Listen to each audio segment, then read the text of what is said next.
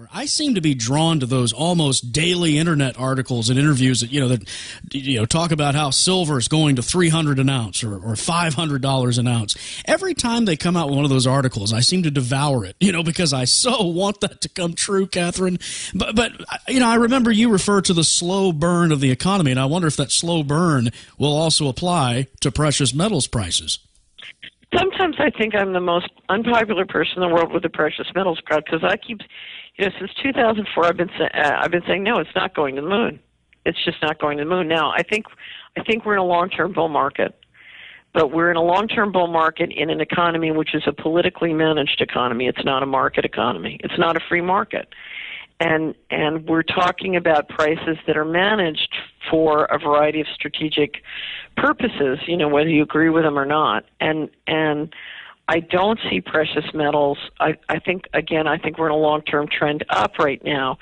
But I don't see precious metals going to the moon. Now, if you look back, silver ended the year at $30.70. We saw it run up to $50, and then back down to 30. It's now back up to about 36. I consider that run up to 50 literally. If you look at the people pushing it up, I can't say anything about them other than to me, they're no different than the people who are pushing it down.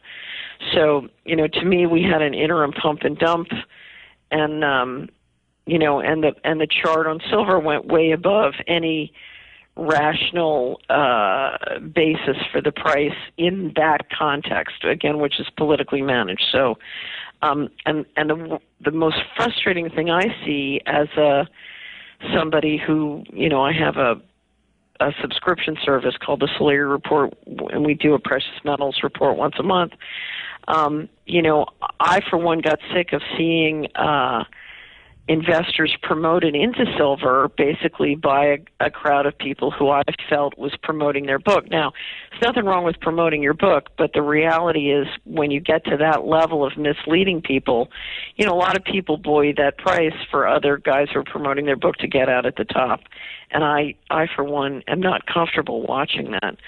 So I think that if you look at what is driving the economy, it's not a market momentum. It's a political management. The reality is, an astute investor is going to manage accordingly, as opposed to what the market price might be if the dollar dropped to an economic value. Well, the dollar's not going to drop to an economic value. It hasn't been at an economic value since I've been alive.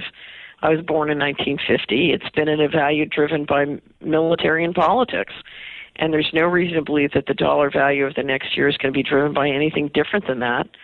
And so to assume that precious metals are going to be reset to a market price overnight is, I think, dreaming, because if it is overset to a market price, you could watch complete collapse of the economy globally, at which point I assure you, then the guy who's got a bigger gun than you is going to take whatever it is, and nobody's going to respect the contracts of your securities and futures contracts, et cetera. So go ahead. Yeah, to imagine that the market price can go to 3,000 and the whole legal infrastructure is going to sit around respecting your property rights is, I think, is not, anybody who has that attitude, frankly, doesn't understand how the world works. But at the same time, you are advising your clients to buy gold and silver, correct?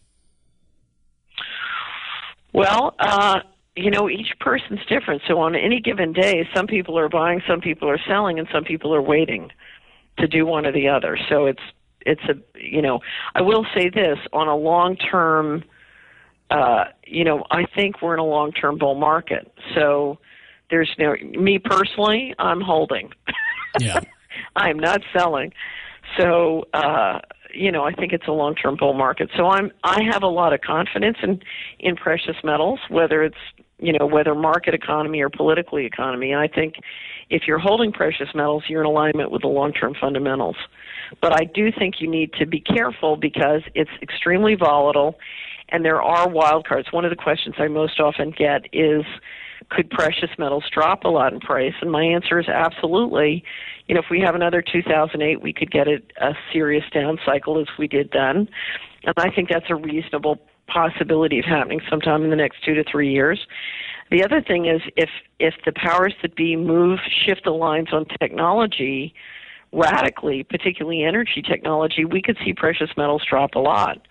And, you know, equity values explode relative to precious metals. So I think it's really important to understand what the driving forces are behind precious metals and appreciate that it's volatile and it's not a magic bullet. To me, it's a very sound investment if you go at it in a very managed and clear way right now. But that could change.